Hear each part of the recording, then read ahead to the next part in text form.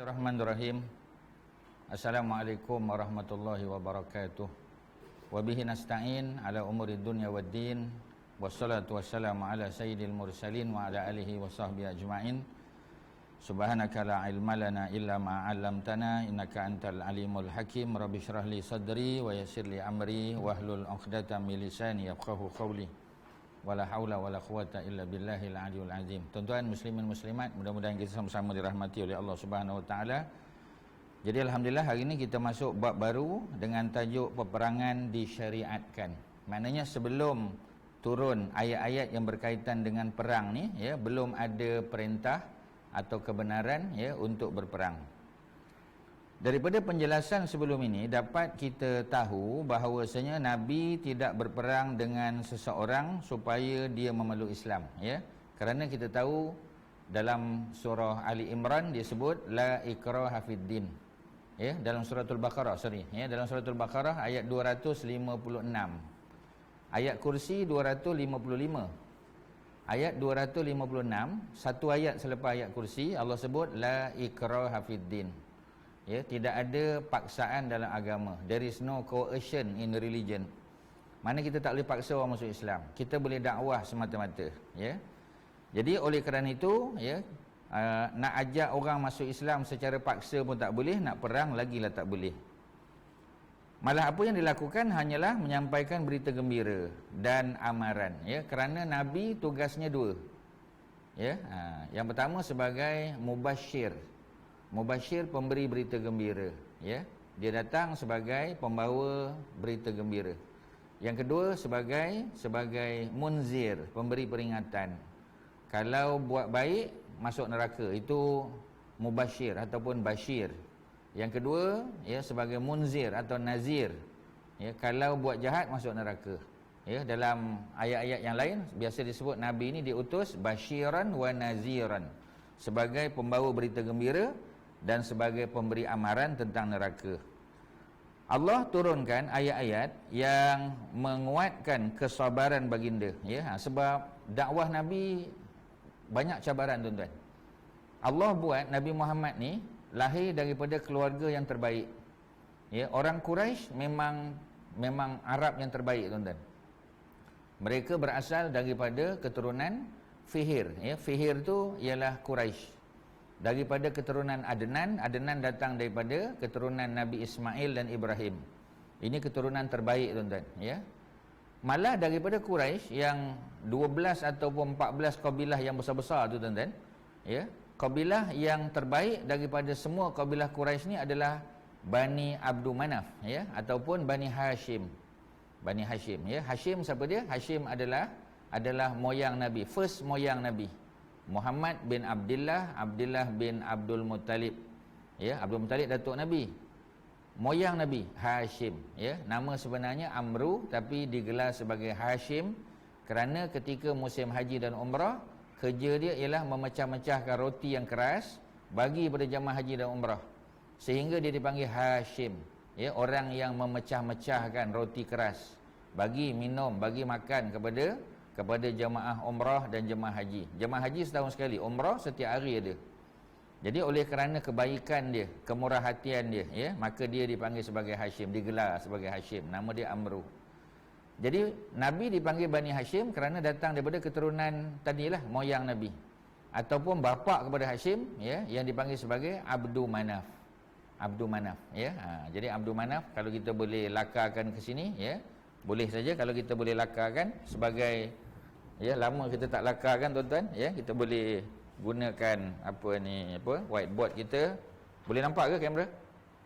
Boleh, Jadi kalau kita boleh lakarkan, ya, macam biasalah, tuan-tuan, ya, kita ada Qusay, kan? Kita ada Qusay bin Kilab, ya. Qusay bin Kilab. Qusay ni Nabi punya apa kita panggil third moyang Nabi. Third moyang.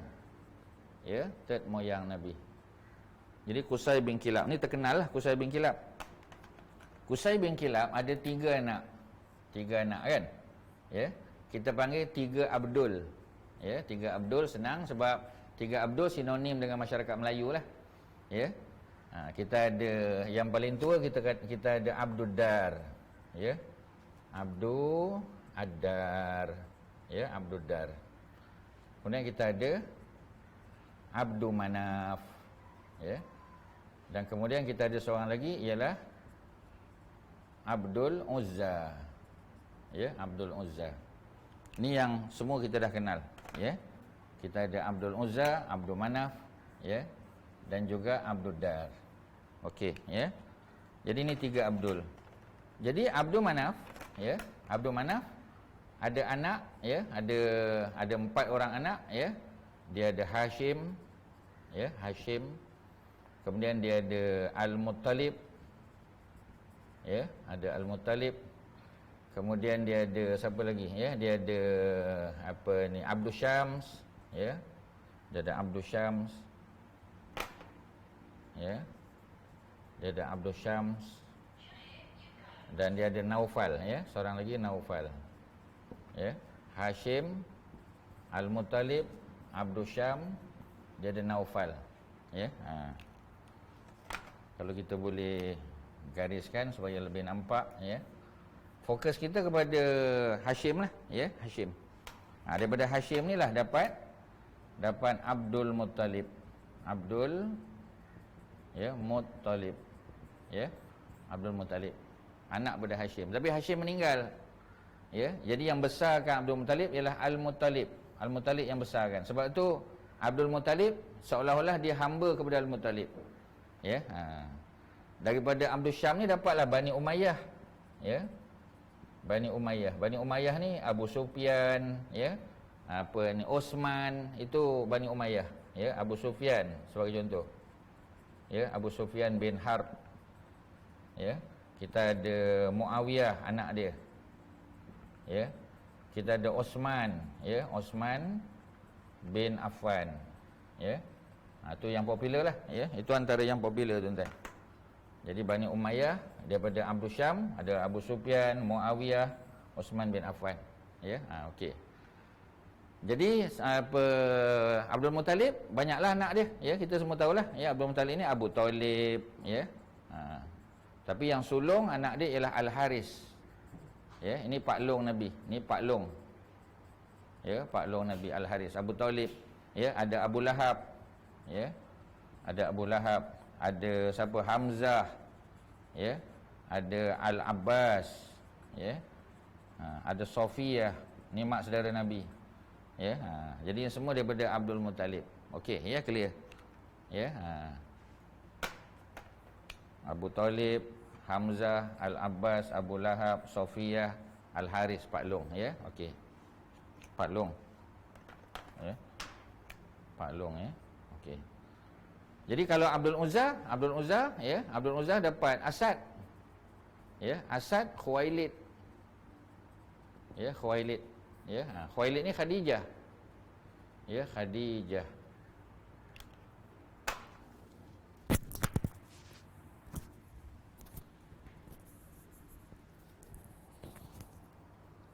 Ya. Kita ada Asad, ya, ada Khuwailid, ada Khadijah. Khadijah daripada Abdul Uzza. Maknanya Nabi daripada Bani Hashim kahwin dengan Khadijah daripada Bani Abdul Uzza. Ya, tak apalah. Dia adik-beradik ni. Abdul Uzza dengan Abdul Manaf adik-beradik. Jadi Nabi daripada Bani Hashim, Bani Abdul Manaf kahwin dengan Khadijah daripada Abdul Uzza. Tak ada masalah. Pasal dia semua datang daripada Qusay bin Kilab. Ya, Qusay ni yang hebatlah, Nabi punya moyang, ya, yang mewakafkan, ya, mewakafkan. Kita popular dengan wakaf sekarang, ya. PMP kita pun ada projek wakaf, ya. Wakaf Quran, wakaf ringgit, wakaf macam-macam lah, ya. Dia wakafkan rumah dia. Rumah dia yang dipanggil sebagai Dar An-Nadwah. Darun Nadwah. Ya. Darun Nadwah ni macam kita kata parlimen lah. Ya, parlimen Arab, parlimen Arab Quraisy. Ya, parlimen Arab Quraisy. Ya, dia yang wakafkan. Tempat di mana nanti mereka berbincang untuk bunuh Nabi, di Darun Nadwah lah. Ya, yang bincang nak bunuh Nabi tu, rumah yang mereka bincang tu Qusay, Nabi punya third moyang. Ya, so macam itulah cerita dia. Ya. Kalau daripada Abdul Dar ni, ya, Abdul Dar, ya, kita dapat nanti siapa? Mus'ab bin Umair, ya, Mus'ab bin Umair, ya. Mus'ab bin Umair. Ni Mus'ab bin Umair yang muka sama macam muka Nabi. Muka dia macam muka Nabi, ya. Yang mati dalam perang Uhud. Dia daripada Abdul Dar. Jadi tak pelik lah. Pasal Mus'ab bin Umair tu, dia punya moyang pun adik-beradik dengan Abdul Manaf. Jadi tak ada isu lah tuan-tuan. Kalau orang kata macam mana muka dia boleh sama.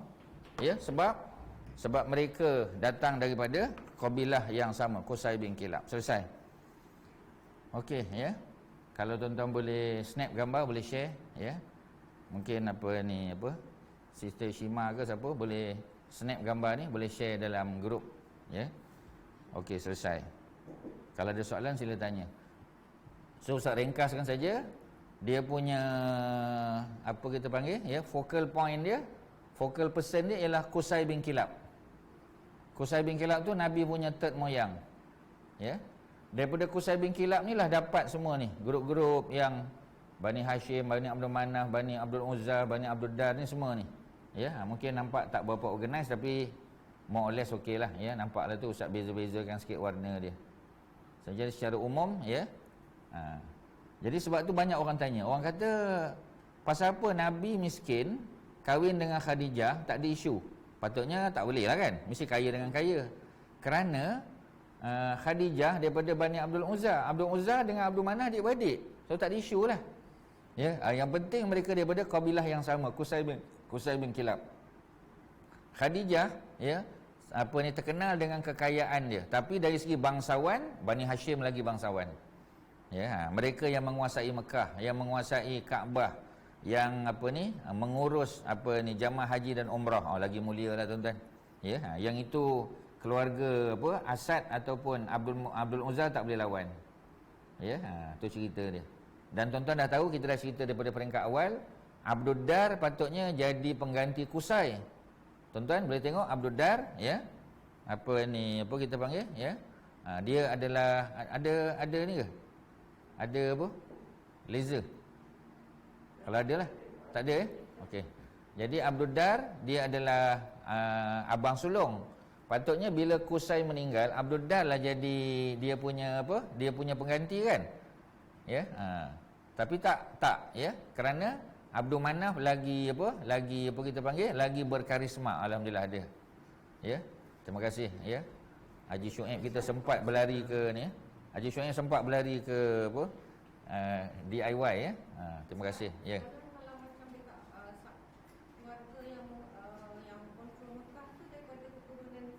Qusay lah, Qusay bin Kilab lah. Semua daripada Qusay bin Kilab.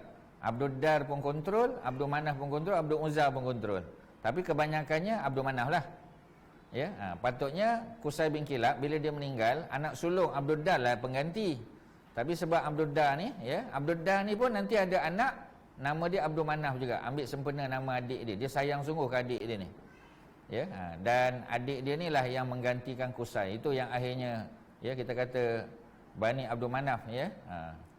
Bani Abdul Manaf tu, ya, jadi dia punya kita panggil, ya. Dah habis kot, ya. Tak nampak, tak apalah, ya. Dia bateri lemah ke apa, ni nampak, dia punya laser tak nampak, tak apalah. Okey, Allah bagi pahala lah, ya, pada Haji Syuaib, ya. Berlari dia pergi ke DIY tadi, ya, beli ni. Okey, jadi Qusay bin Kilab, ya, Abdul Dar, Abdul Manaf lah akhirnya. Senang cerita, ya, selesai. Okey, jadi apa Allah sebut, ya, di dalam Al-Quran, tuan-tuan? Allah menurunkan ayat-ayat menguatkan kesabaran. Sebab cabaran Nabi hebat, tuan-tuan. Sebab tu Allah takdirkan Nabi kahwin dengan Khadijah daripada keluarga Bani Asad, Bani Abdul Uzza yang kaya raya. Ya, mereka ni kaya raya, tuan-tuan. Ya, sebab apa? Ya, sebab dakwah Nabi mesti disokong oleh wang ringgit. Mesti disokong oleh apa kita panggil, kekuatan ekonomi mesti, tuan-tuan. Oleh kerana Khadijah tu somebody, ya, orang yang paling kaya di Mekah, maka bila Nabi kahwin dengan orang paling kaya, businessman lain tak boleh nak kata apa, tuan-tuan. Dia kena respect lah, ya. Sebab tu Nabi semasa Khadijah masih hidup, Nabi ni termasuk kita panggil the untouchable, yang tak boleh disentuh. Orang tak berani nak kacau Nabi. Tapi Khadijah meninggal, baru kita tengok, ya. Begitu juga ketika Abdul Muttalib, datuk Nabi masih hidup, Ya, orang tak berani usik Nabi. Setelah Abdul Muttalib meninggal, orang dah mula dah kacau Nabi. Allah turunkan ayat, ya, suratul Ahqaf. Ayat yang ke-35. Auzubillahi minasyaitonir rajim. Fasbir kama sabara ulul azmi minar rusul. Tuan-tuan boleh tengok, ya, ayat yang ke-35 surah 46 Al-Ahqaf. Ya, Allah kata fasbir, wahai Muhammad, bersabarlah kamu. Kama seperti mana sabara telah bersabar ulul azmi, ya, mereka yang mempunyai keazaman, keteguhan hati yang hebat minar rusul, daripada rasul.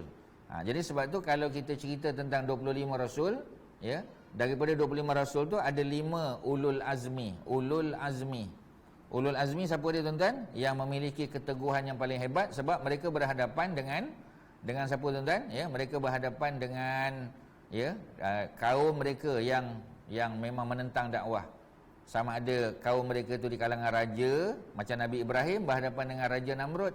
Macam Nabi Musa berhadapan dengan Fir'aun, itu raja yang hebat, yang mengaku sebagai Tuhan. Ya, kalau Nabi Nuh berhadapan dengan golongan para peniaga, ya, pada zaman tersebut, pembesar-pembesar al-malak, ya, yang menentang dakwah Nabi Nuh. Mereka penyembah berhala. Ya, sama zaman Nabi Ibrahim penyembah berhala juga. Ya, zaman Nabi Musa, ya, sebahagian mereka penyembah berhala. Ya, begitu juga zaman Nabi Muhammad sallallahu alaihi wasallam. Jadi mereka ni dipanggil ulul azmi minar rusul wala tasta'jil lahum, ya. Maka janganlah kamu meminta disegerakan azab untuk mereka, jangan. Ya, sebab itu bila mereka menentang dakwah, kita usahakan lagi. Jangan terus minta supaya Allah turunkan azab, ya, musnahkan mereka, ya, bagi peluang dulu. Allah juga mengisahkan, ya, kisah saudara-saudara Rasulullah yang terdiri daripada para nabi terdahulu, ya, untuk meneguhkan hati baginda. Jadi bila datang cerita-cerita tentang Nabi Nuh, Nabi Ibrahim, Nabi Musa, Nabi Isa, maka Nabi tahu baginda bukan bersendirian dalam dakwah. Ya, ada nabi-nabi dan rasul yang terdahulu yang telah, ya, menerima ataupun berhadapan dengan dakwah, ya, berhadapan dengan cabaran dalam dakwah. Apabila pelampauan yang dilakukan oleh penduduk Mekah semakin memuncak sehingga memaksa Rasulullah keluar dari tanah airnya, ya, Nabi diusir, tuan-tuan. Ya, Nabi diusir, Nabi nak ditangkap. Maka jelaslah bahawa merekalah yang memulakan permusuhan. Jadi bukan Nabi yang bermusuh dengan mereka, tak, ya, orang Quraisy lah musuh dengan Nabi. Ya, jadi mereka halau Nabi daripada Mekah. Selepas peristiwa hijrah, Allah memberikan kebenaran, ya, kepada orang-orang muhajirin untuk memerangi musyrikin. Baru ada. Masa di Mekah belum ada turun ayat-ayat yang membenarkan perang. Ya, tapi kalau tuan-tuan tengok, ya, bukti dalam suratul Anfal ada. Ya, yang biasa kita baca, wa yamkuruna wa yamkurullah wallahu khairul makirin. Ya, mereka buat tipu daya, ya, nak tangkap Nabi, nak bunuh Nabi. Wa yamkurullah, Allah menggagalkan tipu daya mereka. Wallahu khairul makirin, dan Allah adalah sebaik-baik penggagal tipu daya, ya. Jadi sebab apa? Sebab mereka merancang. Di mana mereka merancang? Ni Ustaz tulis tadi, tuan-tuan. Di mana? Di rumah wakaf. Rumah wakaf ni Nabi punya moyang yang bagi. Ya, Qusay bin Kilab ni orang kaya. Ya, dia bagi, dia wakafkan rumah dia, dan rumah itu dijadikan sebagai sebagai Dewan Undangan Negeri. Kalau di peringkat state, kalau di peringkat kebangsaan, di peringkat nasional, parlimen. Ya, di situ mereka bincang, mereka nak tangkap Nabi. Ya, wa iz yamkuru bikal ladzina kafaru, dan ingatlah ketika mana orang-orang kafir Quraisy merancang, ya, liusbituka, mereka nak tangkap Nabi, nak tangkap engkau wahai Muhammad. Wa yaqtuluka, mereka nak bunuh engkau. Ya, kemudian wa yukhrijuka, dan mereka nak halau engkau keluar daripada bumi Mekah.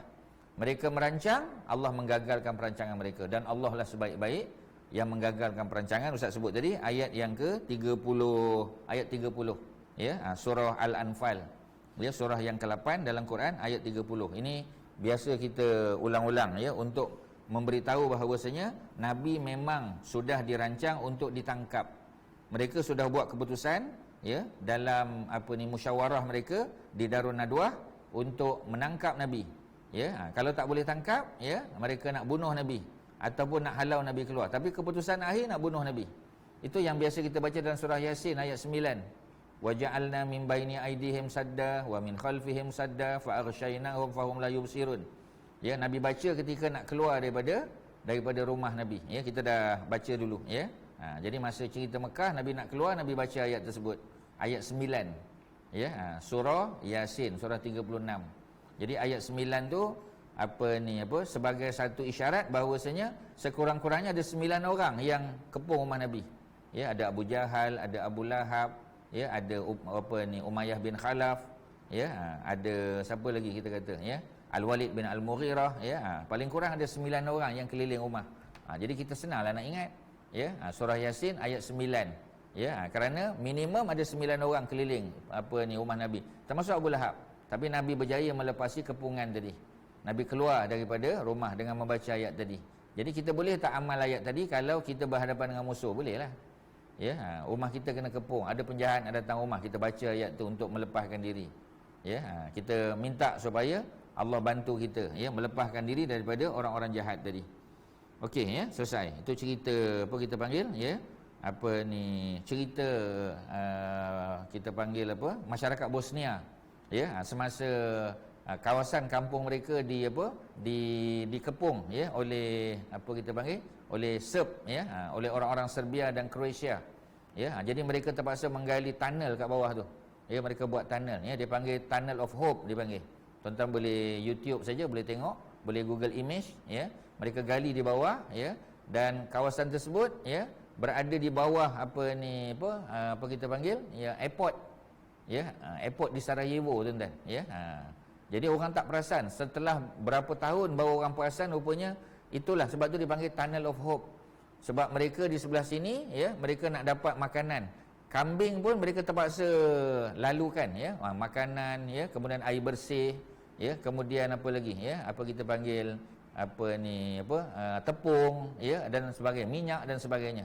Mereka bawa, ya, melalui tunnel, ya. Sebab di atas Sarajevo ni kawasan bukit, ya, dia dikelilingi oleh kawasan bukit. Jadi sniper ada dekat kawasan bukit tu, ya, yang Serbia dengan Croatia. Jadi kalau naikkan kepala aja dia tembak, tuan-tuan, ya. Jadi mereka terpaksa berlindung di Tunnel of Hope tu, ya, selama beberapa tahun lah, ya, sehingga akhirnya baru mereka tahu, ya, macam tu. Kalau tuan-tuan boleh tengok kita panggil, ya, Presiden Bosnia pada masa tu, ya, nak lepaskan dia untuk pergi bermesyuarat, tuan-tuan, ya, macam mana dia boleh lepas, ya, sedangkan dikepung di sekitar, ya, di kawasan gunung, bukit-bukit gunung ganang yang berada di sekitar Sarajevo tu, ya. Sebab Sarajevo, tuan-tuan tahu, ya, dia tempat Winter Olympic. Jadi Winter Olympic biasanya main ski lah, tuan-tuan, ya. Jadi kawasan tu kawasan yang pernah dibuat Winter Olympic, tak ingat tahun berapa, tuan-tuan boleh tengok balik, ya. Tapi nak bagi tahu bahawasanya kawasan tu berbukit-bukit, tempat skiing area, skiing resort, ya. Jadi memang tak boleh lepas, ya. Dikatakan antara ayat yang popular mereka baca ialah ayat 9 surah Yasin. Ya, ya Allah, ya, jadikanlah di hadapan mereka kita panggil barrier ataupun barricade, jadikan di belakang mereka barricade, ya, dan tutuplah mata mereka, butakan mata mereka, ya, supaya mereka tidak dapat melihat kami. Ya, seperti mana yang dibaca oleh Nabi Muhammad sallallahu alaihi wasallam ketika nak keluar, nak melepaskan diri daripada rumah Khadijah, ya, semasa Nabi berada di Mekah. Okey, selesai, tuan-tuan. Jadi apakah ayat, ya, muka surat 129 yang diturunkan oleh Allah untuk mengizinkan Nabi dan para sahabat berperang? Surah Al-Hajj. Ini perkara yang kita kata kita panggil, ya, ironis, tuan-tuan. Sebab apa? Sebab suratul Hajj, surah haji ni kita tak boleh buat benda-benda yang kita panggil, ya, yang membatalkan 13, ya, larangan haji tu. Ya, tak boleh kita panggil, tak boleh bergaduh, ya. Tak boleh itu, tak boleh ni, macam-macam, tuan-tuan. Tak boleh angkat suara, ya, tak boleh bertekak, ya, tak boleh keluarkan perkataan-perkataan yang lucah, ya, tak boleh bersama dengan isteri, tak boleh isyarat-isyarat mukadimah, tak boleh, tuan-tuan, ya. Tetapi dalam suratul Hajj lah keluar apa, tuan-tuan? Dalam suratul Hajj lah Allah turunkan ayat tentang perang. Jadi nampak macam, ya, kita kata kita panggil, ya, dia sangat ironis, ya. Maknanya macam mana boleh, patutnya cerita haji cerita bersopan santun, ya, cerita lembut, cerita macam itulah. Tiba-tiba dalam suratul Hajj tu ada cerita perang. Kerana apa tuan-tuan? Sebab perang adalah last resort. Ya, perang adalah pilihan terakhir. Kalau tak ada pilihan dah. Sebab tu Nabi dan para sahabat kalau nak perang, Nabi akan keluar selepas Isyak. Mereka akan solat Isyak di Madinah, mereka keluar, mereka sampai di medan tempur, ya, di tempat yang mereka nak berperang itu sebelum waktu subuh. Ya, mereka sampai di perkampungan. Contoh macam dalam perang Khaybar. Kita akan baca nanti dalam perang Khaybar, Nabi dan para sahabat sampai di bumi Khaybar sebelum subuh. Ya, jadi bila sampai waktu mereka azan, mereka solat, ya, tapi Nabi tak benarkan penyerangan lagi. Nabi suruh mereka tunggu sampai dengar azan daripada penduduk Khaybar, sebab bimbang takut orang Khaybar dah masuk Islam. Orang Khaybar ni, ya, apa ni, orang-orang Yahudi Bani Nadir. Bani Nadir ni dihalau keluar daripada Madinah. Ya, Bani Nadir duduk Madinah, tapi oleh kerana mereka merancang nak bunuh Nabi, Jibril bagi tahu Nabi, Nabi kepung kampung Bani Nadir di Madinah dan akhirnya mereka menyerah kalah, mereka dihalau keluar.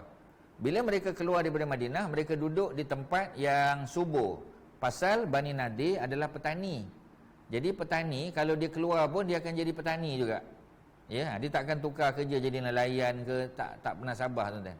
Ya, sebab tu nelayan, ya, macam kita kata dulu apa, kes di Pantai Kundo di Melaka. Mereka para nelayan. Jadi bila tanah mereka diambil, ya, untuk projek apa kita panggil, ya, nak buat minyak punya kilang penapis, kan, nak buat kilang penapis, ya, sebab kilang penapis mestilah tepi pantai. Takkan kilang penapis duduk kat tengah-tengah gurun sana. Ya, jadi kilang penapis di tepi pantai sebab minyak, kita tahu minyak di tempat kita berada di Laut Cina Selatan dan juga di Selat Melaka.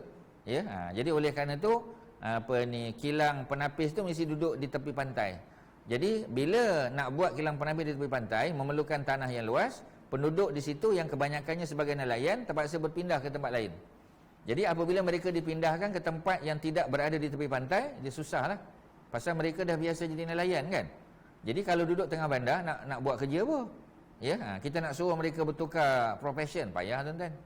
Ya, cuba tuan-tuan bayangkan, ya, seorang civil engineer, ya, kita panggil disuruh bekerja sebagai bidang lain pula, ya, nak buat, payah tuan-tuan. Ya, melainkan dalam bidang dia juga. Ya, mungkin dia jadi pengurus, ya, projek, tu tak apalah.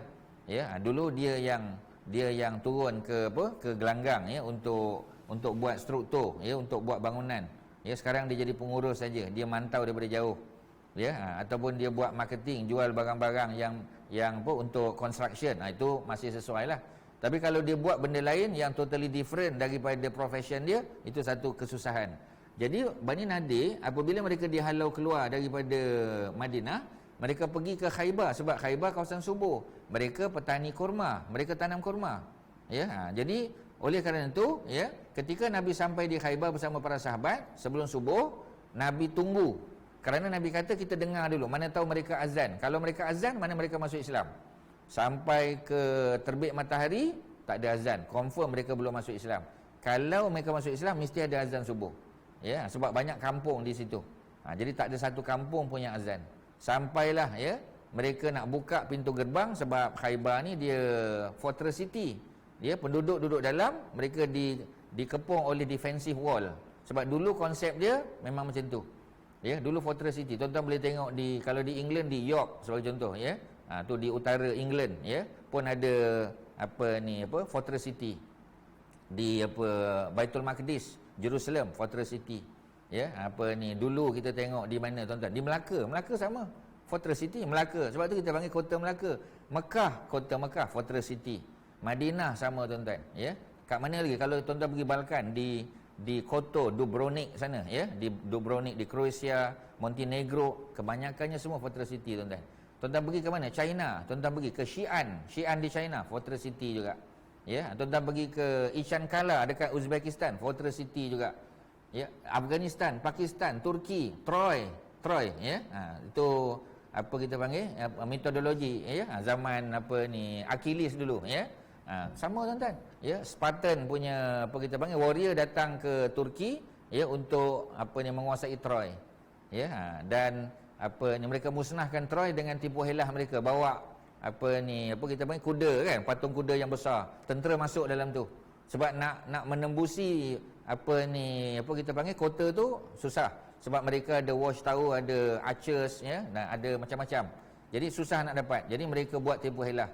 Masukkan tentera dalam kuda kayu, dan akhirnya kuda kayu dibawa masuk ke dalam Troy, bandar Troy, dan mereka bersukaria pada malam tu. Ketika mereka mabuk, tentera Spartan punya tentera keluar dan mereka bunuh. Ya, sebab tu orang kata Troy dibina ratusan tahun tapi dimusnahkan dalam satu malam saja. Ya, in a split second kita tengok habis Troy terbakar. Ya, masih juga Fortress City. Dulu memang Fortress City, tuan-tuan. Ya. Jadi oleh kerana itu Khaybar Fortress City.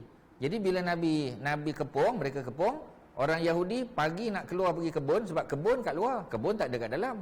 Kebun kat luar, ya. Sebab itu biasa kita kepung Fortress City ni.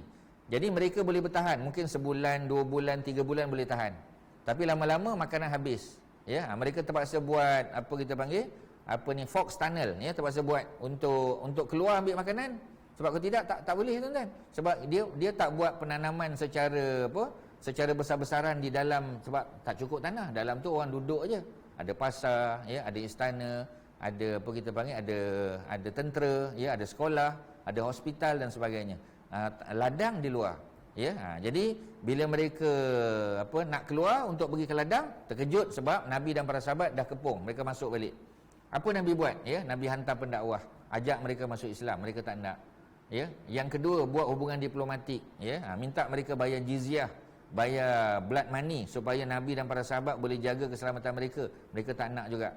Bila dua pilihan tak nak, last alternative, last resort apa, tuan-tuan? Perang. Baru perang. Ya. Jadi kalau orang kata Islam ni asyik nak perang je, tak betul, tuan-tuan. Ya, dan malah ayat perang turun di Madinah. Ya, turun di Madinah, tuan-tuan. Bukan di Mekah, ya. Jadi di Mekah 13 tahun Nabi dakwah, tak ada perang. Di Madinah baru perang. Itu pun tahun yang kedua hijrah. Dan perang berakhir tahun yang ke-8 kalau dengan Nabi lah. Ya, jadi makna 7 tahun, ya, dalam masa 7 tahun saja. Nabi duduk di Madinah 10 tahun. Ya, apa ayat dia? Auzubillahi minasyaitonirrajim. Uzina lillazina yuqataluna biannahum zulimu. Ya, uzina diizinkan. Ya, muka surat 129, tuan-tuan yang baru join perbincangan kita menggunakan kitab Nurul Yakin, ya, fi sirah Sayyidil Mursalin, tuan-tuan, buku hijau ni. Tuan-tuan boleh buka muka surat yang ke 129. Ni kalau cetakan baru, tuan-tuan, ya. Ustaz tahu sebahagian tuan-tuan ada pakai kitab lama. Kitab lama dia punya paging dia ada lari sikit, tuan-tuan, ya. Dia masih konten yang sama. Sebab tu kitab lama dia tebal sikit. Kalau tuan-tuan yang ada kitab lama, terbitan lama, dia lebih tebal daripada kitab ni, ya. Kalau kita tengok kitab ni hanya sekitar 400 muka, ya. Tapi kalau kitab lama lebih 500. Ya, jadi dia punya kita panggil, ya, dia punya konten lebih kurang sama. Ya, tapi mungkin fontnya, ya, mungkin sedikit lebih besar.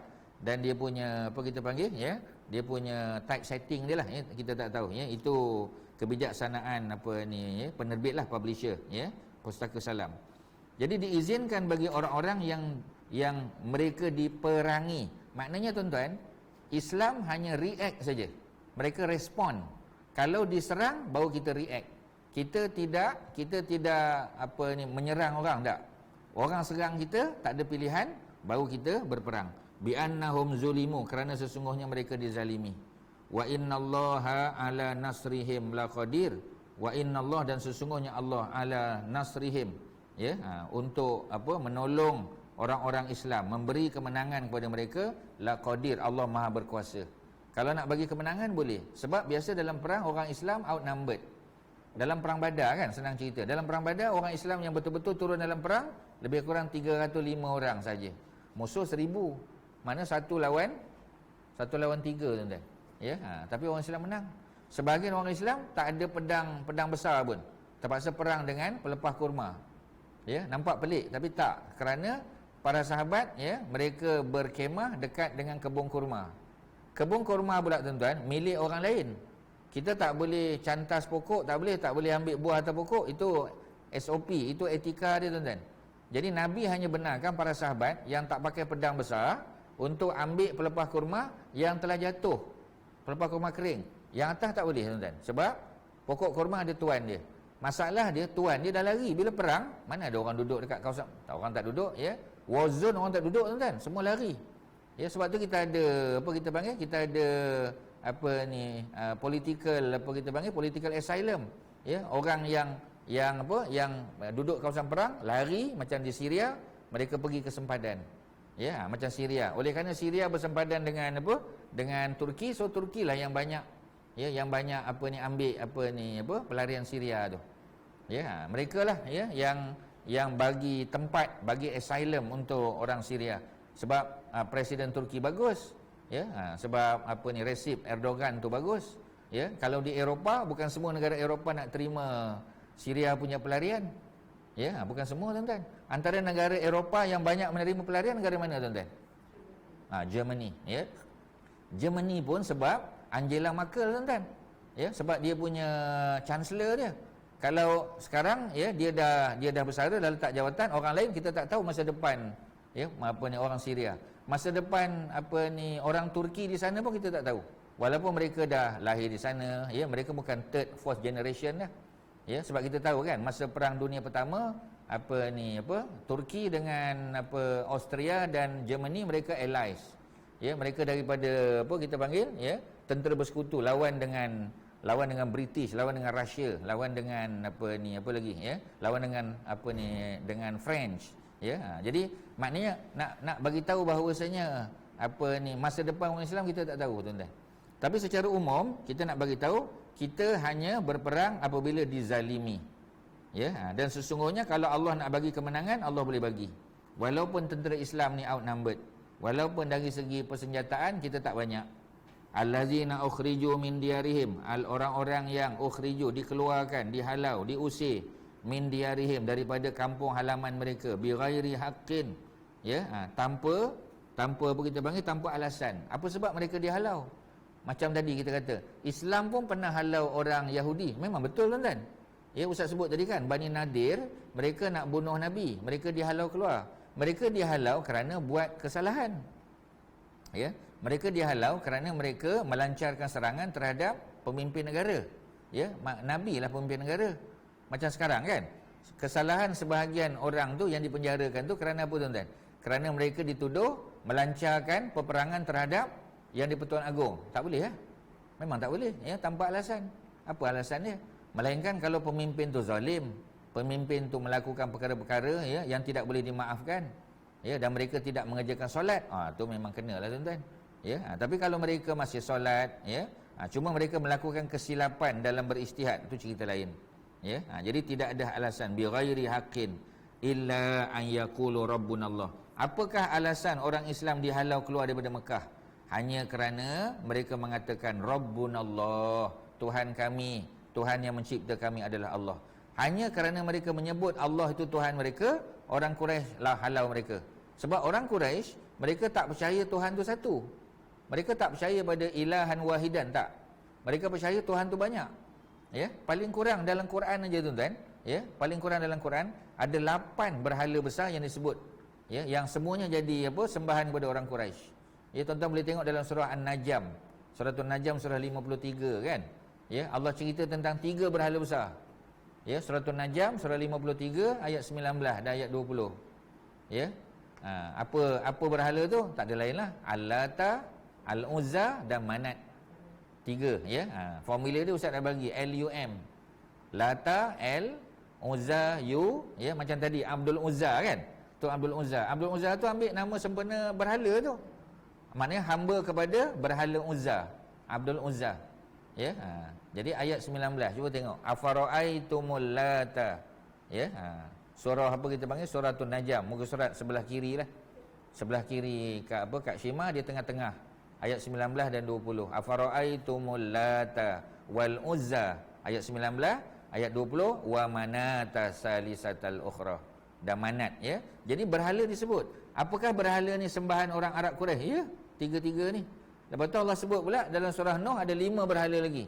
So 5 campur 3, 8. Maknanya mereka percaya Tuhan tu banyak. Sebab tu mereka hairan. Mereka kata, Muhammad, macam mana engkau boleh ajak kami sembah Tuhan yang satu sedangkan Tuhan ni banyak? Jadi mereka rasa heran. Sesuatu yang menghairankan mereka ialah apabila Tuhan yang banyak tiba-tiba Muhammad suruh sembah satu. Itu yang susah nak terima tuan-tuan. Ya, susah nak terima. Ya, mana boleh satu je. Ya, Tuhan tu banyak.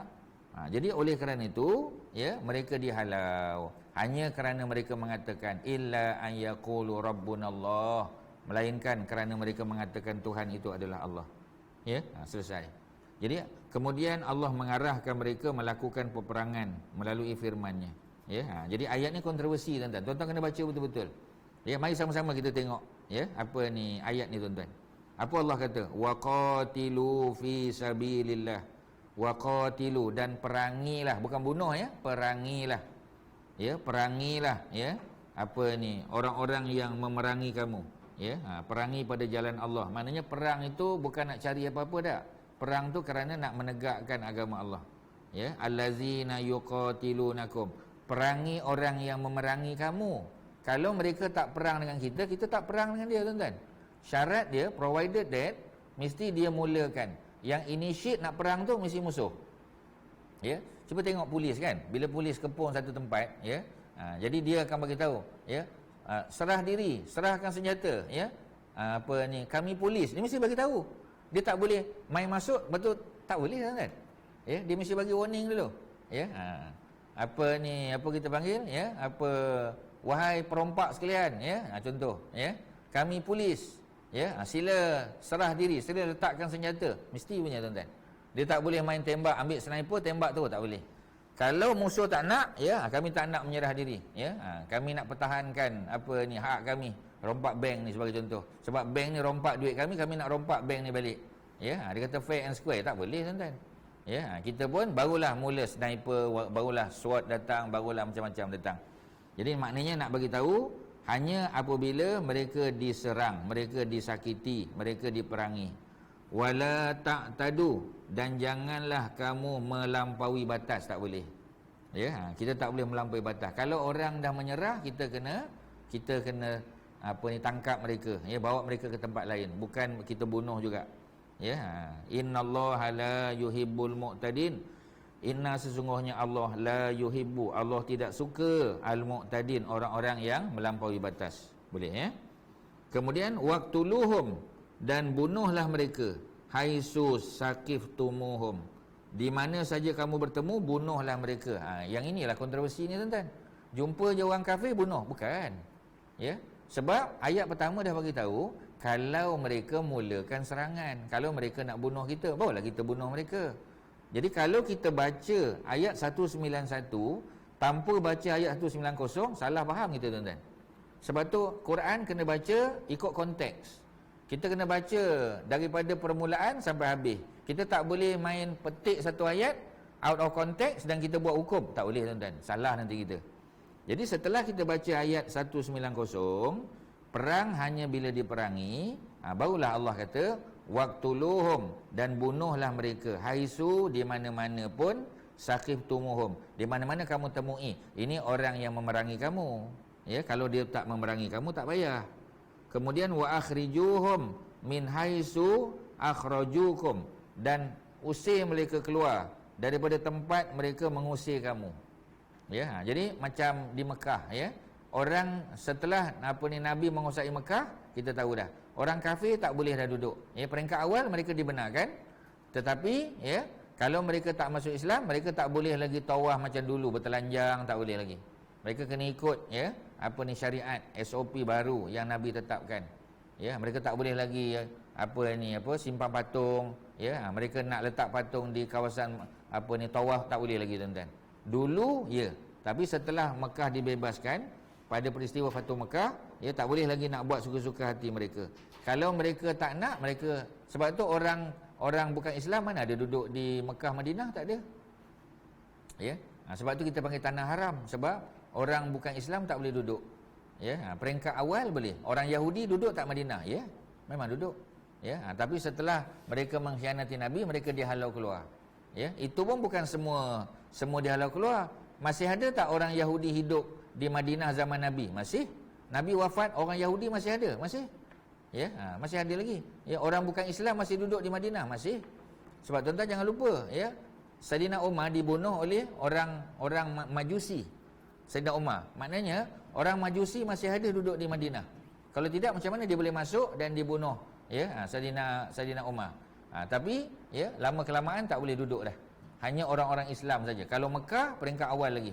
Ya, tahun 8 Hijrah ketika Nabi buka Mekah, ya, bebaskan Mekah daripada jahiliah, orang-orang bukan Islam, sebahagian besar orang Mekah masuk Islam. Abu Sufyan tadi kita kata. Abu Sufyan Bani Umayyah asalnya lawan Nabi. Ya, dalam perang Uhud, dalam perang Khandaq lawan Nabi, masuk Islam. Ya, Muawiyah pun pernah lawan Nabi, masuk Islam. Ya, Osman memang masuk Islam daripada awal lah. Ya, kemudian siapa lagi kalau kita tengok, ya? Abbas pun asalnya tak masuk Islam. Abbas dalam perang Badar, dia kena tangkap dalam perang Badar. Ya, dia bayar tebusan dan akhirnya masuk Islam. Ya, Hamzah akhirnya walaupun dia tak lawan Nabi, tapi dia tak sokong Nabi. Pada masa, ya, kita ketika dia tahu Nabi kena pukul kepala sampai berdarah oleh Abu Jahal, barulah Hamzah masuk Islam akhirnya. Ya, Sofiah itu kakak kepada Hamzah. Ya, ni Sofiah yang ketika Hamzah ditoreh dadanya, ya, ketika Sofiah datang dengar, Sofiah kata Hamzah kena bunuh, Sofiah nak datang tengok, Nabi suruh anak Sofiah halang mak dia. Takut nanti, sebab orang Arab dia lain macam sikit. Ya, bila tengok macam tu dia meratap, ya, menjerit, boleh pukul-pukul badan, koyak baju macam-macam, ya. Orang Arab macam tu. Jadi Sofiah ni, ya, bila dia tahu, dia kata dia boleh bersabar. Ya, tapi sebelum tu Nabi suruh anak dia halang mak dia. Anak dia ialah Az-Zubair bin Al-Awwam, sepupu Nabi juga. Ya, jadi Sofiah tu mak saudara Nabi. Nabi kata Az-Zubair halang, ya, mak kamu daripada tengok mayat jenazah Hamzah. Tapi Sofiah kata aku boleh tahan. Tak apalah, Nabi benarkan. Ya, jadi maknanya nak bagi tahu bukan semua mereka memeluk Islam pada peringkat awal, bukan. Ya, jadi kalau kita panggil anak-anak Abdul Muttalib pun bukan semua. Al-Haris tak ada cerita dia masuk Islam. Abu Talib pun tidak bersyahadah, kita tahu. Abu Lahab memang tak masuk Islam. Ya, turun surah Al-Masad, Al-Masad, tabat yada Abi Lahab wa tab, ya, dan seterusnya lah, ya. Jadi nak cerita bahawasanya orang Mekah ni walaupun mereka tahu Nabi tu betul, Nabi bercakap benar, Nabi amanah, tapi bukan semuanya beriman. Ya, sebab apa tuan-tuan, ya? Sebab iman tu bukan kerja manusia. Hidayah tu kerja Allah, tuan-tuan. Kita hanya dakwah saja. Okey, ya, selesai di situ. Kemudian apa lagi, ya? Kemudian kita panggil, ya? Al-fitnatu asyaddu minal qatal wal fitnatu. Biasanya fitnah, ya. Fitnah ni makna cubaan, ya. Tapi fitnah juga, ya, kadang-kadang mau makna syirik. Syirik itu lebih besar dosanya daripada membunuh, betul lah. Ya. Sebab kalau orang membunuh, dia tak keluar dari Islam. Ya, dia bunuh kan? Dia bunuh orang, dia apa semua sebagainya. Adakah dia murtad? Tak. Dia tetap Muslim, cuma dia berdosa lah. Tapi kalau orang syirik keluar dari Islam. Mana lagi besar? Dosa syirik ke dosa apa? Ya, dosa membunuh. Mestilah syirik. Syirik lagi besar.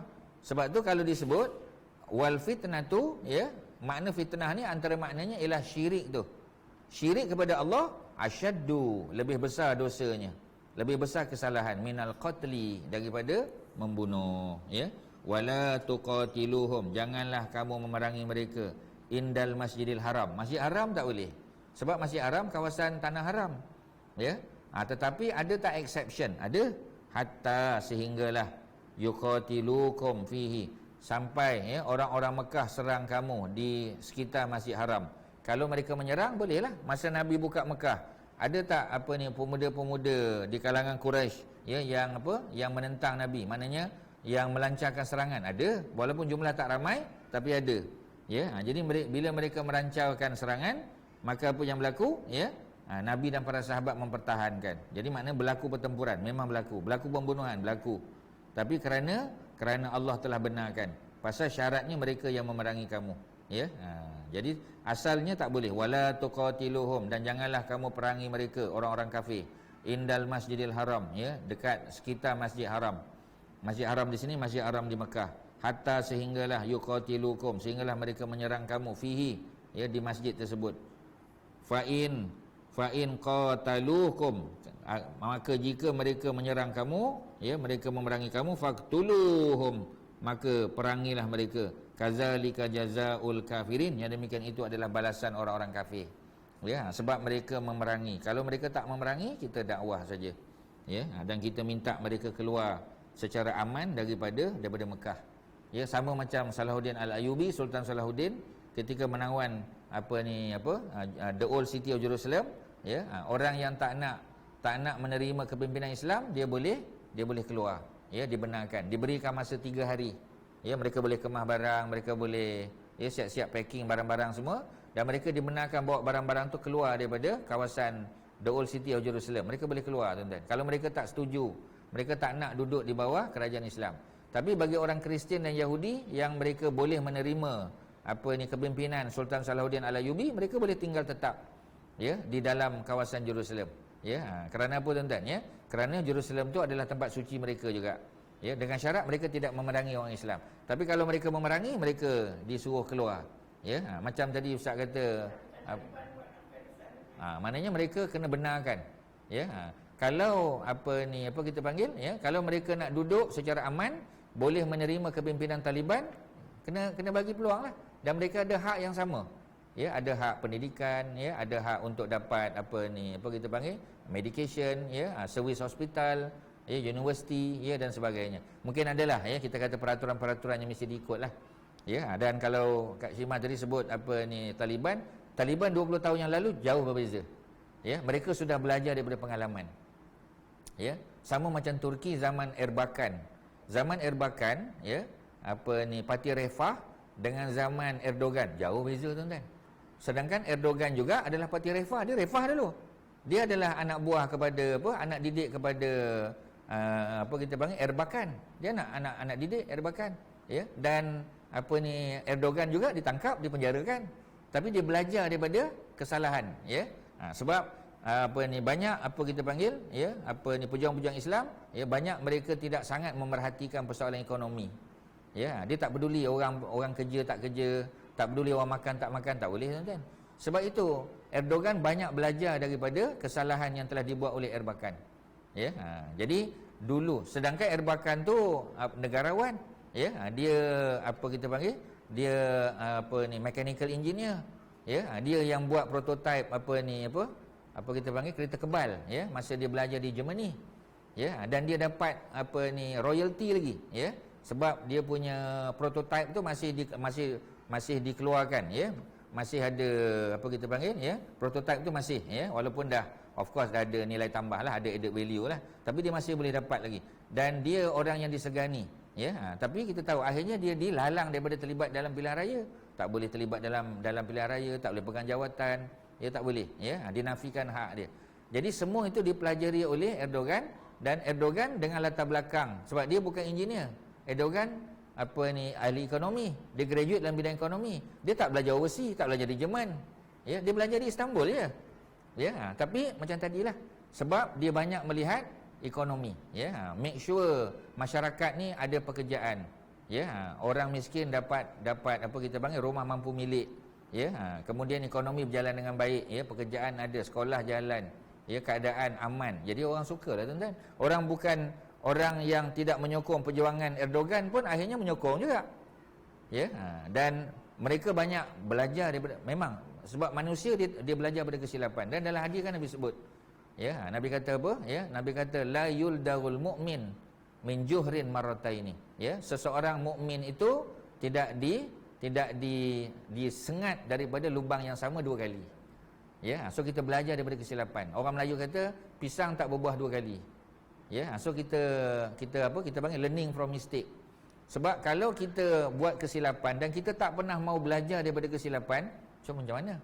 Sebab manusia adalah makhluk sosial. Kita ni kita panggil social animal, kita panggil, ya. Bukan animal lah kita, ya, tapi maknanya makhluk yang makhluk yang belajar daripada kesilapan. Ya, bila kita silap sekali, kita bangun, kita betulkan balik, ya. Orang meniaga, berapa ramai orang meniaga yang yang jatuh dalam perniagaan dan akhirnya muncul balik. Buat bisnes tu tak jadi, tapi akhirnya dia dapat satu niche perniagaan yang betul dan akhirnya berjaya. Ya, ramai orang macam tu. Kalau kita tengok kan, ya. Boleh tanya, boleh tengok mana-mana tokoh-tokoh korporat, ya. Dan Erdogan, ya, mengambil kira perkara-perkara tersebut, ya. Dan ini mungkin gagal dilihat dengan baik oleh Dr. Mursi di Mesir mungkin. Ya, sebab latar belakangnya kejuruteraan. Bukan kita kata orang jurutera tak boleh mentadbir negara, bukan. Ya, tapi macam tadi, dia mesti dibantu oleh orang ekonomi juga. Ya, pasal ekonomi tu kena berjalan. Ya, sebab kalau barang susah nak dapat, ya, pekerjaan tak ada, budak tak boleh pergi sekolah, mak bapak tak boleh, macam mana tuan-tuan? Orang akan komplain, ya. Cuba, tapi kalau ekonomi berjalan dengan baik, harga barang, ya, kita kata menasabah, ya, kerajaan kontrol harga apa kita panggil, ya, harga produk-produk makanan yang utama, harga ayam, harga beras, harga tu, harga ni, ya, masyarakat akan, ya, bila masyarakat selesa, dia akan menyokong pemerintah. Tu secara umumnya macam tu. Dan semua orang tahu benda ni. Ya, sama ada kita nak buat atau tidak, tu saja tuan-tuan. Ya, kita tengok di kita panggil di Indonesia sebagai contoh, negara yang dekat dengan kita. Kita tengok Pak Jokowi kan, macam mana dia buat mikrokredit, dia bagi projek di kampung orang-orang perempuan yang tak ada pekerjaan, ibu-ibu tunggal dan sebagainya, kita tengok macam mana.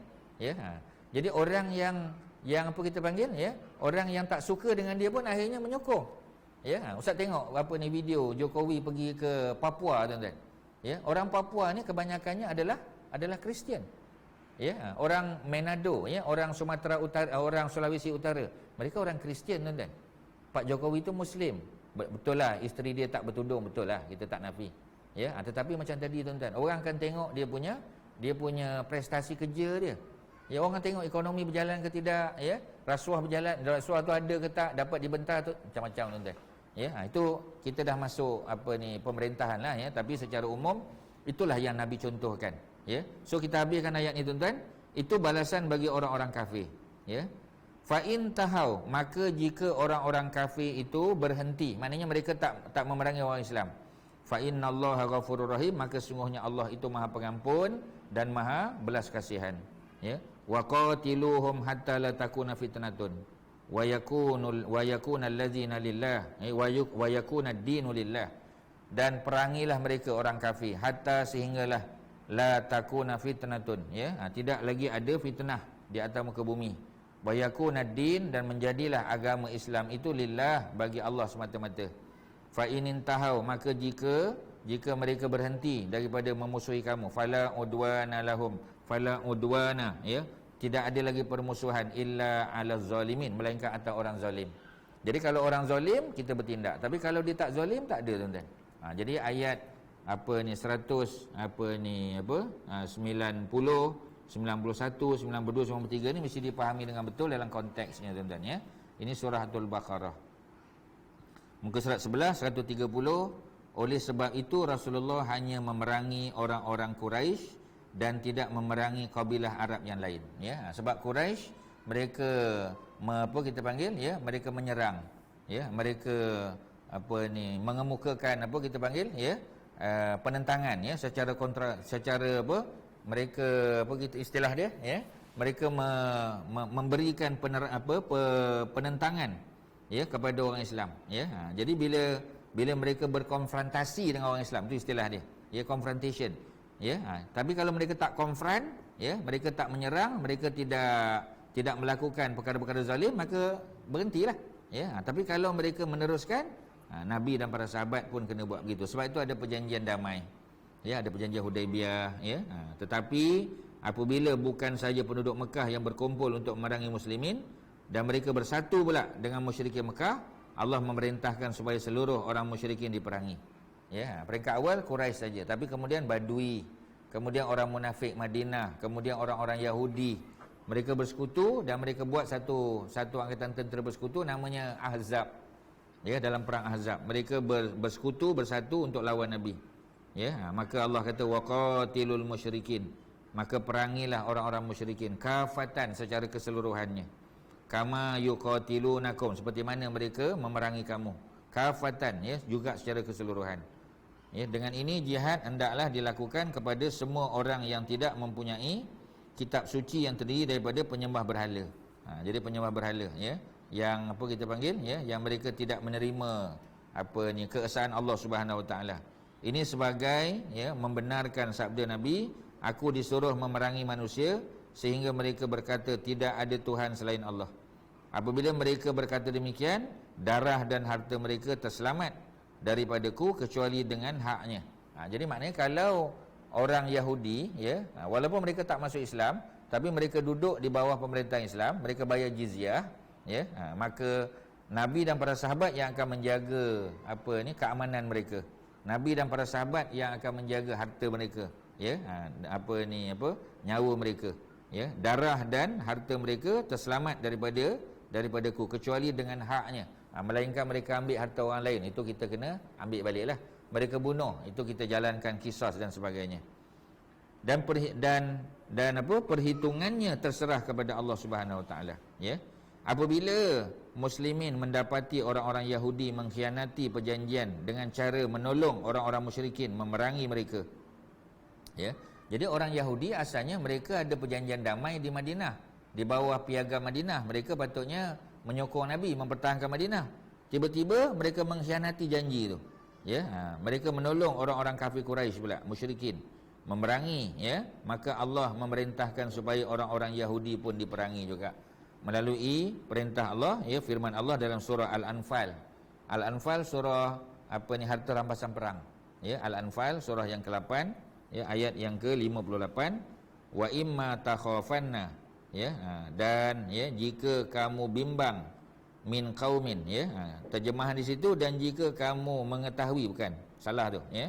Dan jika kamu bimbang, jika kamu rasa takut, ya, mereka ni ada akan buat perbuatan khianat, ya. Wa imma, ya, adapun jika takhafanna, kamu bimbang, kamu takut, min qaumin, daripada kaum tadi, khianatan, ya, mereka melakukan khianat, ya, fambis, ya, fambis ilaihim, maka, ya, kembalikanlah, ataupun kita panggil kembalikanlah, ya, perjanjian. Dia ada perjanjian, tapi kalau mereka mengkhianati, maka perjanjian tu terbatal lah, ya.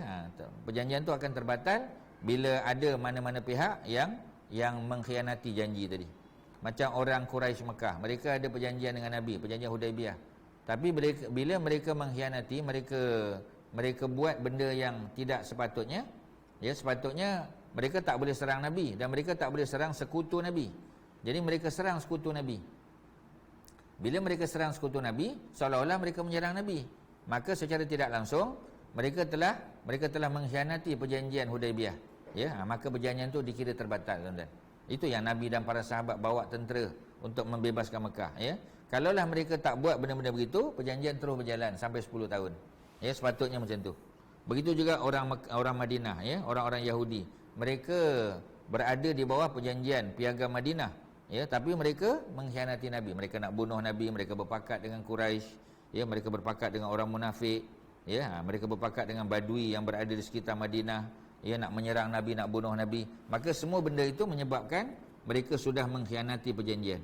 Dan bila mereka mengkhianati, Allah kata fambis ilaihim, ya, ala sawa, maka kembalikanlah balik kepada mereka perjanjian yang telah kamu ikat, ya, telah kamu meterai dengan mereka, ya. Jadi maknanya tak boleh pakai perjanjian tu sendiri. Innallaha la yuhibbul khainin, dan Allah tidak suka, ya, Allah tidak suka sama sekali kepada orang yang mengkhianati janji, al-khainin. Suratul Anfal ayat 58, ya. Ya.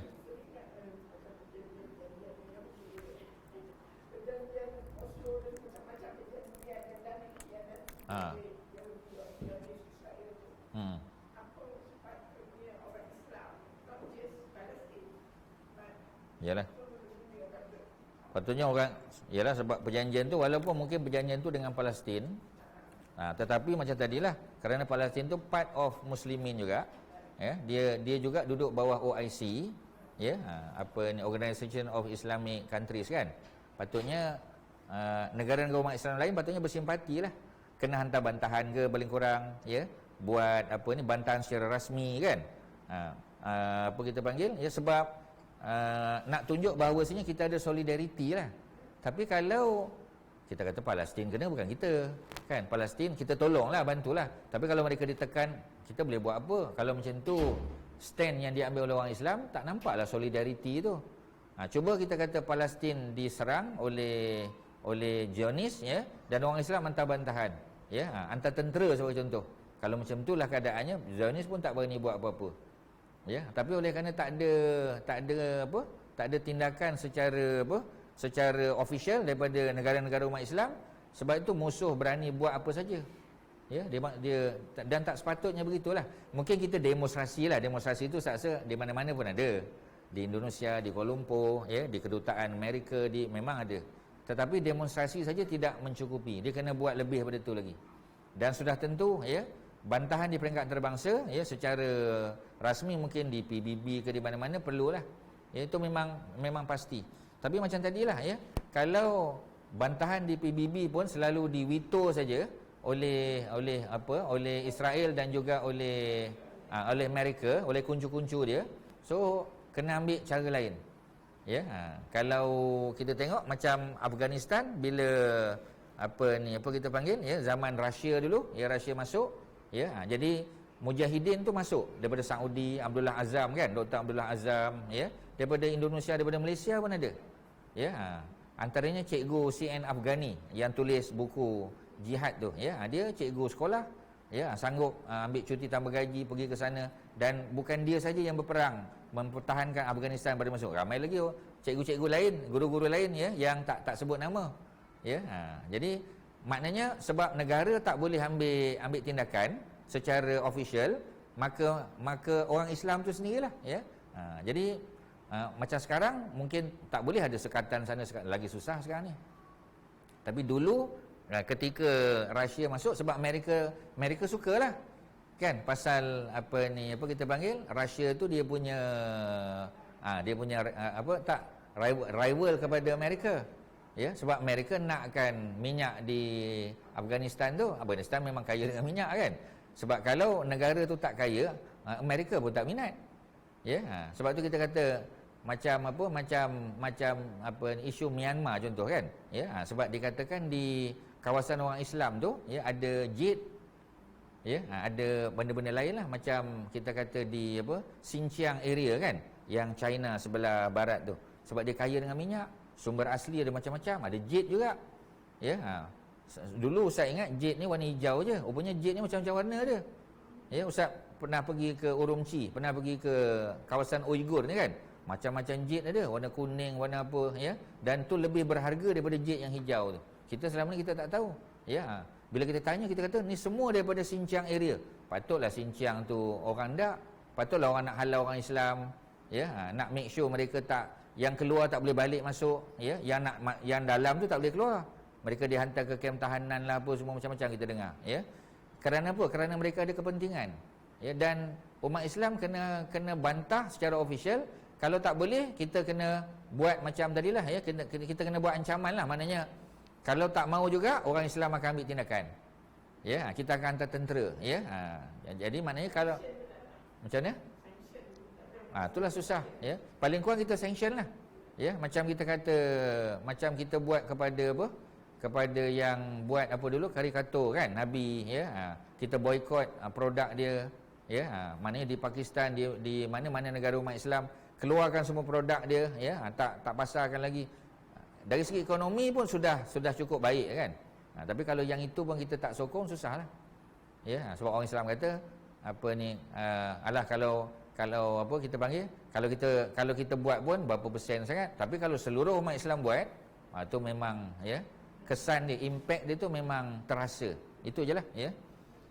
Okey, kemudian, ya, di sini disebut peperangan yang dilakukan oleh Rasulullah, ya, ke atas musuh berdasarkan ada prinsip dia, ada SOP dia. Ya, ada soalan, silakan. Siapa nama dia? Fahri Mokhtar. Dia kerja dengan kedutaan, cuba tanya dia, kerja dengan kedutaan ke? Sebab dia selalu ikut. Ada, memang ada, ya. Even 2 minggu last week pun dia ada hantar, ya. Ustaz kata ahlan wa sahlan, ya. Cuma tak tahu dia kerja dengan kedutaan ke, student kita di sana ke, ataupun NGO ke kan. Kita pun nak dengar lah, ya. Betul ke maklumat yang Ustaz kata tadi, kawasan orang Islam tu memang ada sumber asli yang banyak, ada natural resources. Sebab kalau tak ada natural resources, orang tak minat. Sebab tak ada kan, macam dulu kan, ya. Sebab apa Rom dan Parsi tak nak negara Arab? Sebab negara Arab tak ada apa-apa resources, padang pasir, ya. Tapi bila negara Arab tu ada minyak, ya, ada black gold kan, orang minat lah, Orang minatlah Iraq, orang minatlah Afghanistan, ya, sebab ada natural resources. Jadi mungkin sahabat kita saudara Fari boleh tolong jawablah, ya. Okey, apa prinsip-prinsip tu tuan-tuan? Nombor satu, ya, menganggap musyrikin Quraisy sebagai kafir harbi. Ini istilah kafir harbi. Tapi kafir harbi ni yang memerangi orang Islam. Harbi itu daripada perkataan harbun. Ni ustaz sebut ni. Abu Sufyan bin Harbin ni. Daripada apa ni? Bani Umayyah. Abu Sufyan ini bapa mertua Nabi yang nanti masuk Islam, ya. Dia suami kepada Hindun, ya, Abu Sufyan bin Harbin. Ya, harb tu mana apa, ya? Harb tu adalah perang. Jadi sebab tu kafir harbi mana kafir yang kita perangi dia. Tapi Islam dah kata kita perangi dia kalau dia memerangi kita. Kita respon saja, kita react. Kalau mereka tak serang kita, kita tak serang dia. Tuan-tuan kena faham, ya. Jadi itu dia punya cerita dia. Jadi kafir harbi kerana mereka telah memulakan pemusuhan. Mereka memulakan pemusuhan, ya. Maknanya peperangan itu mesti initiated by them. Bukan kita yang initiate. Dengan itu orang-orang Islam boleh memerangi dan merampas harta perniagaan mereka sehingga Allah memberikan kemenangan dengan pembukaan Mekah. Boleh tuan-tuan, ya. Ataupun dengan termeterinya perjanjian sementara di antara kedua-dua belah pihak. Itu yang kita kata Piagam Madinah tu, ya, itu perjanjian sementara lah. Selagi mereka tidak memerangi. Bila Yahudi memerangi orang Islam, bila orang munafik memerangi orang Islam, terbatal lah, ya. Perjanjian Hudaibiyah dengan orang Quraisy sama, ya, sebab mereka tak boleh kacau orang Islam dan tak boleh kacau sekutu, ya. Sebab kita ada sekutu. Orang Islam dia boleh bersekutu dengan siapa saja. Contoh kan, ya, orang Islam boleh tak buat hubungan diplomatik dengan negara komunis? Boleh. Kita ada hubungan dengan China, dengan Rusia, dengan Cuba, ya, dengan negara-negara yang kita anggap sebagai secara umum, ya, mereka tak ada akidah pun sebab dia tak ada agama. Komunis kan tak ada agama, ya. Sebab tu kita tengok di bekas Soviet Union kan, masjid pun diroboh, gereja pun diroboh, sinagog pun diroboh sebab tak ada agama, ya. Tapi bila apa kita panggil, ya, bila dia dah buka pintu, ya, dia dah zaman tu lah Gorbachev kan, perestroika, maknanya dah open system, ya. Jadi bila open system, open ekonomi, dia dah buka dah. Orang Rusia boleh masuk Islam, penduduk Islam. Cuba tuan-tuan bayang di tengah-tengah Moskow tu ada masjid yang besar. Ada masjid, boleh sembahyang Jumaat, ya, boleh azan, boleh dikumandang, walaupun kena kontrol lah sikit. Tapi maknanya boleh, orang Islam boleh melaksanakan apa kita panggil peraturan kehidupan Islam dia boleh dan tidak ada halangan. Tu satu kemenangan besar tuan-tuan. Malah ketika masjid tu dirasmikan, ya, Putin datang, ya, sebagai presiden Putin datang dan dijemput Mahmud Abbas, dijemput Erdogan datang, ya. Maknanya mereka mengiktiraf Islam sebagai agama, ya, sebahagian daripada penduduk negara Rusia tu. So tak ada masalah lah tuan-tuan. Yang kedua, apabila orang Yahudi melakukan pengkhianatan dan memihak kepada musyrikin, mereka diperangi sehingga muslimin terselamat daripada angkara jahat mereka. Memang sebab Yahudi, ya, mereka adalah ahli kitab, ya, mereka ada kitab, walaupun kitab mereka telah diselewengkan, kita tahu, ya. Tetapi bab yang berkaitan dengan kedatangan Nabi akhir zaman, yang itu mereka tetap mengiktiraf, mereka recognize. Sebab itu mereka tahu ciri-ciri Nabi, ya. Kita dah belajar masa hijrah dulu, ketika Nabi sampai di Quba, Nabi kan tak terus masuk Madinah, Nabi sampai Quba. Bila Nabi sampai Quba, ya, orang Yahudi hantar delegates untuk pergi tengok Nabi tu, pergi tengok Nabi, dialog dengan dia dan evaluate sama ada dia betul-betul Nabi ataupun dia palsu, ya. Dan akhirnya apa yang berlaku tuan-tuan? Akhirnya mereka mengetahui bahawasanya memang ni Nabi yang betul, ya. Sebab itu Abdullah bin Salam, ya, ataupun nama asalnya Husain bin Salam, dia terima Islam sebab dia tanya soalan daripada kitab Taurat, Nabi boleh jawab. Sebab dia tahu Nabi ni tak boleh baca Taurat, tak boleh baca Injil. Tiba-tiba dia tanya soalan daripada kitab dia, maka Nabi boleh jawab. Itu bukti Nabi dapat wahyu, ya. Tapi bapa Sofiyah, ketua Bani Nadir, ya, namanya Huyai bin Akhtab, ketika dia datang jumpa dengan Nabi, dia tanya soalan, dia tahu Nabi itu Nabi, tapi dia tak mau recognize, ya, dia tak menerima Nabi itu sebagai Nabi, ya. Maka apa yang berlaku tuan-tuan? Yang berlaku ialah dia kata kita akan kita akan memerangi Muhammad ni. By hook or by crook kita akan usahakan untuk memerangi dia. Jadi kalau begitulah keadaannya, mereka sebenarnya telah membohongi diri mereka sendiri. Kerana dalam kitab mereka sudah memberitahu ciri-ciri Nabi akhir zaman. Mereka tahu, mereka jumpa, tetapi mereka tidak mau mengiktiraf. Jadi bila mereka membuat angkara jahat, maka boleh dihalau daripada Madinah, ataupun kalau mereka memerangi boleh dibunuh. Itu B. Nombor 3. Bila terdapat kabilah Arab yang memusuhi orang-orang Islam ataupun membantu musyrikin Quraisy, macam Badui sebagai contoh, Badui Arab, dan orang Ansar yang bukan Ansar lah, orang Aus dan Khazraj yang duduk di Madinah, mereka membantu musyrikin Quraisy ketika memerangi muslimin, mereka juga diperangi sehinggalah mereka memeluk Islam. Nombor 4, silakan. Dikatakan Islam disebar melalui iman terdedah. Kita kata Umar tak menyebarkan Islam melalui iman terdedah. Jawapannya tak betul lah, sebab Umar juga ikut jejak langkah Nabi. Macam Ustaz sebut tadi kan, dalam perang Khaybar tadi, Nabi dan para sahabat nak memerangi Khaybar tadi, sebab orang Khaybar mereka buat apa tuan-tuan? Mereka kacau jalan perdagangan. Jadi apa mereka buat? Mereka kacau, mereka rompak, mereka cederakan, mereka memusuhi orang Islam. Jadi oleh kerana itu, Nabi dan para sahabat tubuhkan satu pasukan tentera pergi ke Khaybar. Mereka keluar daripada Isyak, waktu Isyak mereka keluar, mereka sampai di Khaybar sebelum subuh. Tunggu azan dulu. Kalau ada azan, mereka batalkan serangan sebab dah masuk Islam. Tapi sampai matahari terbit tak ada azan, menunjukkan mereka belum Islam kan? Maka Nabi kepung. Mereka pun keluar. Mereka keluar terkejut tengok Nabi. Masuk balik dalam fortress city mereka. Nabi hantar pendakwah dulu. Ajak mereka masuklah Islam. Kamu pun tahu Islam ni betul. Dalam kitab kamu pun dah cerita. Mereka tak nak. Kalau tak nak, nombor 2 apa? Buat hubungan diplomatik. Tapi kamu kena bayar jizyah. Bayar tu bukan bayar saja. Islam akan jaga kamu. Kamu tak payah ada tentera. Orang Islam akan jadi tentera. Harta kamu selamat, diri kamu selamat, kami akan jaga. Dan kami dapat apa yang kamu dapat, dan kamu pun dapat apa yang kami dapat. Lakum malana wa alaikum ma alaina. Kalau kami bertanggungjawab mempertahankan negara Islam, kamu pun sama. Macam orang bukan Islam di Malaysia lah. Mereka kena bayar income tax, kita pun kena bayar income tax juga. Kita dijaga oleh pihak polis, oleh tentera, mereka pun sama juga. Sepatutnya tak ada diskriminasi, betul. Tetapi kalau mereka tak nak, last sekali kan, baru perang. Jadi macam mana nak kata Islam tu tegak kerana mata pedang saja? Perang tu last resort. Perang tu adalah pilihan terakhir. Samalah, Umar adalah orang yang ikut Nabi punya footstep. Abu Bakar, Umar, Osman, Ali ni orang yang sangat rapat dengan Nabi. Dan sudah tentu mereka dididik oleh Nabi, dan dalam peperangan mereka ikut peraturan yang sama dengan Nabi. Cuba kita tengok, orang yang apa kita panggil, macam Umar sebagai contoh.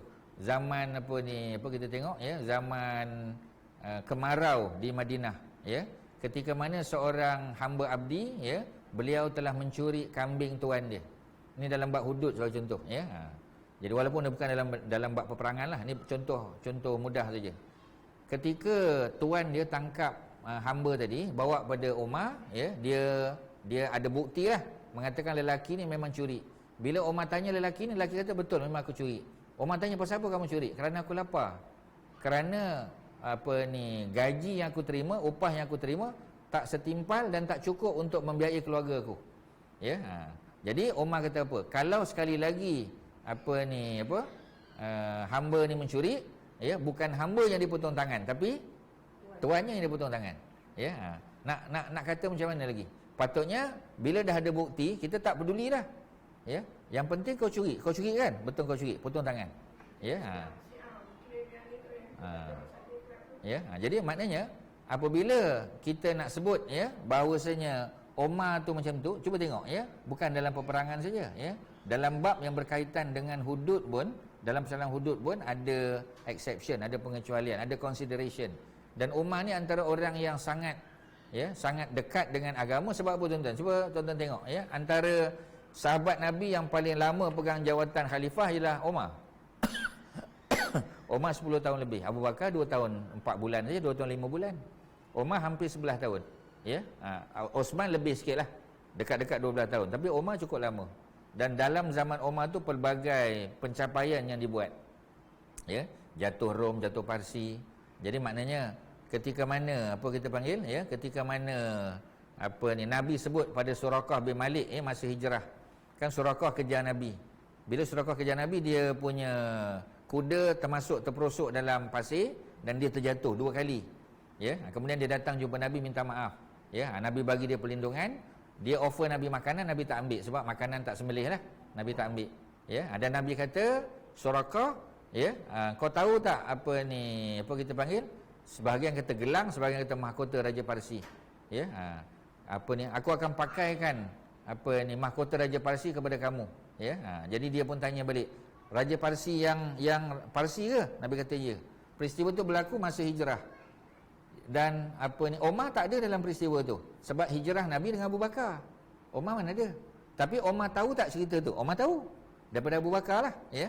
Jadi ketika Parsi jatuh ke tangan umat Islam, ketika mahkota Raja Parsi tu dibawa ke depan Omar, Omar panggil Surakah. Ya. Omar pakaikan balik pada Surakah. Kerana apa? Ya. Kerana apa yang Nabi janji, apa yang Nabi buat, semua para sahabat follow, tuan-tuan. Ya. Itu zaman sahabat 4 lah. Ya, sebab tu zaman sahabat 4 ni termasuk zaman, kita kata zaman yang terbaik lah selepas zaman Nabi. Sebab tu dalam hadis yang sahih pun, riwayat At-Tirmizi dan Abu Daud, Nabi kata apa? Ya, Nabi kata, alaikum bisunnati, wajib atas kamu untuk ikut sunnah aku, wa sunnati al-khulafa ar-rasyidin. Cuba tuan-tuan bayang, ya. Nabi kata apa? Patuh perintah sunnah aku, ya, dan sunnah al-khulafa ar-rasyidin. Ya, al-mahdiin yang diberi hidayah, min ba'di yang datang selepas aku. Ya, siapa mereka? Abu Bakar, Umar, Osman, Ali, tuan-tuan. Jadi maknanya, ya, tak menasabah kalau kita kata Umar tak ikut macam Nabi. Ya, pembaharuan yang dibuat dalam bidang-bidang pengurusan tu biasalah. Ya, zaman Nabi tentera tak dapat gaji. Zaman Nabi tentera tak dapat gaji. Ya, mereka dapat ghanimah dibahagi-bahagi kan. Mereka tak ada gaji tetap. Ya, tapi kalau zaman Umar ada gaji tetap. Ya, zaman Umar ada gaji tetap. Jadi bila ada gaji tetap, apa yang berlaku? Ya, yang berlaku ialah ada perubahan dari segi pengurusan. Tak ada masalah, tuan-tuan. Ya. Ada soalan lain? Tak ada. Okey, kita tambah sikit lagi, tuan-tuan. Ya. Nombor 4, ya, setiap ahli kitab seperti orang-orang Nasrani yang memulakan permusuhan akan diperangi sehingga memeluk Islam atau membayar jizyah dalam keadaan taat dan merendah diri, tuan-tuan. Ya. Jadi setiap ahli kitab, ya, orang-orang Nasrani yang memulakan permusuhan akan diperangi sehingga memeluk Islam atau membayar jizyah dalam keadaan taat dan merendah diri. Jadi bayar jizyah, ya. Jizyah tu ibarat apa, tuan-tuan? Jizyah tu macam income tax tapi hanya pada lelaki saja. Jizyah hanya pada lelaki saja, ya, bukan perempuan. Itu pun yang bekerja. Kalau dia tak bekerja, tak perlu bayar jizyah. Sebab jizyah hanya untuk lelaki je, ya, bukan perempuan. Tak ada cerita perempuan bayar jizyah, tak pernah dengar lagi lah. Ya. Jadi dalam apa kita panggil, ya, nombor yang terakhir, nombor 5, sesiapa yang memeluk Islam, maka darah dan hartanya terpelihara kecuali dengan haknya. Ya. Jadi harta seseorang itu boleh dirampas lah, ya. Kalau dia merampas harta orang lain, boleh dirampas balik. Kalau dia bunuh orang, ya, bukan dengan hak, ya, bunuh balas, dia kena qisas. Ya, itu ada hukum dia. Dan Islam memadamkan apa yang telah dilakukan sebelum ini. Al-Islam yajubu ma qablahu. Islam, ya, memadamkan dosa yang telah dilakukan sebelum Islam. Maksudnya, kalau seseorang itu jahat, contoh macam yang bunuh Saidina Hamzah, ya, yang bunuh Saidina Hamzah dengan tombak dia ialah Wahsy. Wahsy bunuh Hamzah kan? Hamzah mati, ya. Tapi bila dia masuk Islam, Islam tak balas bunuh kat dia. Ya, mana ada balas bunuh, tuan-tuan? Tak ada. Ya, jadi bila tak ada balas bunuh, maka apa yang berlaku? Ya, yang berlaku ialah betul Islam memadamkan dosa apa yang telah dilakukan sebelum ini. Walaupun dosa itu adalah dosa pembunuhan. Ya, dosa pembunuhan, tuan-tuan. Kemudian sikit lagi, dalam Al-Quran terdapat banyak ayat yang menggesa supaya memerangi musuh dan larangan daripada melarikan diri ketika perang. Tak boleh. Salah satu dosa besar ialah lari daripada medan perang. Kita tahu, ya. Dosa besar ni bukan dosa minum arak, berjudi, ya, berzina. ya, apa kita panggil, merompak, bukan tu saja. Termasuklah makan harta anak yatim, termasuk, ya. Termasuklah lari daripada medan perang, ya. Mengenai gesaan supaya berperang, Allah berfirman, ya, falyuqatil fi sabilillah, maka, ya, orang-orang yang apa kita panggil, ya, allazina ya, yashrunal hayatad dunya, orang-orang yang mengutamakan, ya, kebahagiaan akhirat, ya, daripada kehidupan dunia, ya, hendaklah mereka ini berperang pada jalan Allah, ya, fal yuqatil, maka hendaklah berperang fi sabilillah, pada jalan Allah, allazina yashrunal hayatad dunya, ya, orang-orang yang mengutamakan, ya, kehidupan akhirat daripada dunia, ya. Wa man yuqatil fi sabilillah, dan barang siapa yang berperang pada jalan Allah, ya, fayuqtal, maka dia dibunuh, au yaghlib fasaufa tu'tihi ajran azimah. Jadi kalau mereka mati atau beroleh kemenangan, maka kami akan beri kepadanya ajran azimah, ya, balasan ataupun ganjaran yang besar, tuan-tuan. Mengenai larangan daripada lari dari medan perang, Allah ada sebut, ya, di akhir perbincangan kita. Kalau tuan-tuan boleh tengok Suratul Anfal, Allah kata apa? Ya ayyuhallazina amanu. Ni surah yang turun di Madinah. Pasal lafaz dia wahai orang beriman. Ni lafaz Madinah, tuan-tuan. Ya. Idza laqitumul ladzina kafaru. Apabila kamu bertemu, ya, kamu bertemu dengan orang-orang kafir, ya, zahfan, yang sedang mara untuk menyerang kamu. Fala tuwalluhumul adbar, maka jangan kamu berpaling daripada mereka. Ada larangan. Ya, kita tak cari musuh. Tapi kalau musuh datang, maka kita kena berhadapan. Ya, dalam hadis disebut apa ni, la tatamannau liqa'al adu, jangan kamu berangan-angan untuk bertemu dengan musuh. Fa iza laqitumuhum, tapi kalau kamu bertemu dengan mereka, fasbutu, kamu kena tetap, ya, kamu kena istiqamah bertemu dengan mereka. Wa may yuwallihim yawma idzin duburahu illa mutahhar, ya, illa mutaharrifan, ya, liqitalin au mutahayyiran, ya, ila fi'atin faqad ba'a bi ghadabin minallah wa ma'wahu jahannam wa bi'sal masir. Dan sesiapa yang berpaling, ya, berundur daripada menentang orang-orang kafir yang mara tadi pada ketika itu, ya, kecuali dia bergerak ke arah lain untuk menyusun langkah. Pasal dalam perang Uhud pun, ketika para sahabat menghadapi kekalahan, Nabi dan para sahabat naik atas bukit Uhud. Mereka berundur sementara, ya, untuk mencari kekuatan baru, ya. Jadi maknanya untuk susun langkah balik. Boleh tak? Boleh, ya. Atau untuk menyatukan diri dengan pasukan yang lain, tunggu pasukan tambahan pembantu, maka sesungguhnya dia tetaplah mendapat kemurkaan daripada Allah. Jadi kalau dia lari, tak boleh, ya, melainkan untuk menyusun strategi baru, ya. Jadi kalau dia berpaling, ya, semata-mata untuk kerana apa, nak lari daripada medan perang, tak boleh, tuan-tuan, ya. Mereka mesti bertahan, ya. Melainkan kalau tujuan dia untuk menyusun langkah tadi kita dah sebut, ataupun menyatukan diri dengan pasukan yang lain. Jadi tunggu pasukan bantuan, ya, maka mereka berundur sementara. Ya, datang pasukan bantuan, mereka bersatu dengan bantuan ini, maka mereka melancarkan peperangan pula sekali lagi. Ya, jadi kalau tidak, maka, ya, mereka ini dimurkai oleh Allah Subhanahu Wa Taala. Ya, faqad ba'a bi ghadabin minallah wa ma'wahu jahannam, dan tempat kembali mereka adalah neraka Jahannam. Wa bi'sal masir, Jahannam adalah seburuk-buruk tempat kembali, tuan-tuan. Ya, tu cerita kita pada hari ini selesailah. Ya, dia punya apa ni? Apa kita panggil, perbincangan, ya, tentang apa? Tentang kebenaran, ya, disyariatkan berperang, dan bermulalah peperangan. Ya, bermulalah peperangan, ya, yang kita tahu, ya, peperangan yang pertama yang dimulai adalah apa ni? Peperangan yang Nabi sertai, ya, yang dipanggil sebagai Ghazwah Badar, ya. Tetapi dari segi peperangan kecil, pertempuran, ya, nanti kita akan baca pada episod yang akan datang pada bulan depan, ya. Sariyah Hamzah, maknanya sebelum daripada perang Badar ada pertempuran kecil ada. Ya, ini yang kita sebut sebagai sariyah. Sariyah maknanya pasukan kecil, ya. Macam apa kita panggil, ya, beberapa, mungkin 10 orang, 20, 30 orang, ya. Bukan jumlah yang besar. Macam Sariyah Hamzah ni 30 orang. Dan Nabi tidak ketuai. Kalau yang Nabi ketuai dipanggil Ghazwah. Tapi kalau bukan perang, bukan Ghazwah, dipanggil Sariyah. Itu nanti kita akan baca mulai muka surat 132.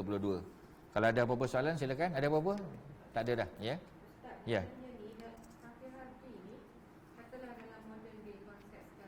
Ya. Ustaz boleh bagi tak example? Yang memerangi lah.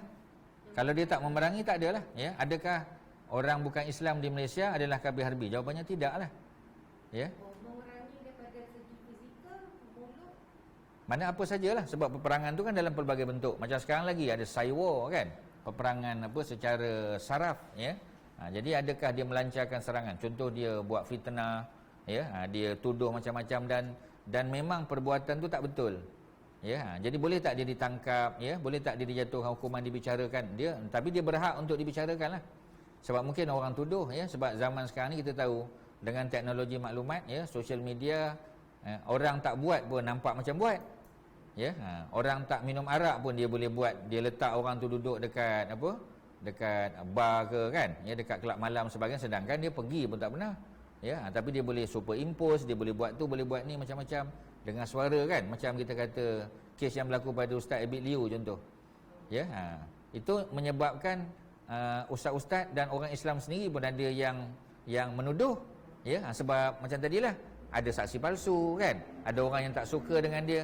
Jadi maknanya dia berhak untuk dibicarakan. Tak bolehlah tangkap bunuh, tak bolehlah. Ya, tapi macam tadilah, selagi dia tidak melancarkan apa-apa serangan, dia tidak memerangi, bukan melalui fizikal sajalah. Kalau dia datang robohkan masjid, kalau dia datang serang, menembak, itu jelas. Ya, tapi ini secara psikologi, ya, cyber saja, ya. Dia boleh ditangkap, dipenjarakan. Kalau terbukti memang dia melancarkan serangan terhadap agama Islam, tu memang boleh dijatuhkan hukuman lah, pastilah. Ya, tapi kebanyakan kan tak macam tu. Mungkinlah kita dengar, ya, ada orang bukan Islam yang tak selesa azan dikumandangkan, memang ada kan. Itu bukan di Pulau Pinang, di negeri-negeri yang majoriti non muslim aja. Di kawasan-kawasan kita pun ada. Ya, mungkin di tempat kita pun ada kan. Sebab dulu mungkin macam Subang Jaya kita kata. Dulu orang Islam ramai. Ya, tapi kebanyakan orang Islam mungkin dah pindah ke Bukit Jelutong sebahagian kan, ya. Mungkin dah pindah ke tempat-tempat lain, ya, dan naik alam dan sebagainya. Jadi majoriti dah jadi bukan Islam, masjid dah ada. Masjid besar. Ya, jadi penduduk Islam dah kurang. Jadi orang bukan Islam sebab mereka majoriti, ya, mereka jadi pressure group, ya, tak nak azan dikumandangkan. Maknanya benda-benda macam tu ada, tapi bukanlah mereka tu digelar sebagai kafir harbi lagi, tak. Ya, tak mudah-mudah untuk kita mengatakan mereka ni kafir harbi, taklah. Kalau macam tu, ya, susah nanti. Ya, seolah-olah kita senang menghukum orang sebagai kafir harbi, tak. Ya, dia mesti dilihat, ya. Dan masalahnya kadang-kadang disalahertikan, terutama dalam politik lah, ya, itu susah. Ya, sebab cerita politik ni tahulah, ya. Jadi kita kan Nabi kata, ya, boleh memerangi wala taqtadu, jangan kamu melampaui batas. Kalau dia tak sampai kafir harbi, sekadar dia apa kita panggil, ya, dia mengemukakan bantahan saja, bukan kafir harbi lagi lah. Ya, tak boleh senang-senang kita kata, oh, ni tak suka azan, ni tak suka masjid, tak suka, ni kafir harbi. Tak, bukan macam tu. Dan yang memutuskan mereka kafir harbi atau tidak, itu adalah, ya, pemerintah lah. Ya, dan pemerintah ada penasihat dia, macam kita kata sultan kan. Sebab agama setiap negeri itu yang jadi ketua agama kan sultan, ataupun yang dipetua negeri kan. Dan dia pun dibantu oleh mufti, ada jawatankuasa fatwa, ya. Jadi isu-isu ni mesti dibincangkan dulu. Kalau mereka memutuskan bahawasanya ini kafir harbi, okeylah. Ya, tapi kalau setakat cakap 2-3 orang ustaz penceramah, ya, tak boleh. Ya, yang menentukan tu pemerintah. Ya, jadi kita kena faham yang tu, ya. Okey, ada lain silakan. Ada apa? Tak ada? Okey, kalau tak ada, ya, kita berhenti di sini. Terima kasih atas perhatian. Mudah-mudahan ada manfaat. Kita berhenti muka surat 132, ya. Wassallallahu ala sayyidina Muhammadin wa ala alihi wa sahbihi wasallam. Alhamdulillahirabbil alamin. Assalamualaikum warahmatullahi wabarakatuh.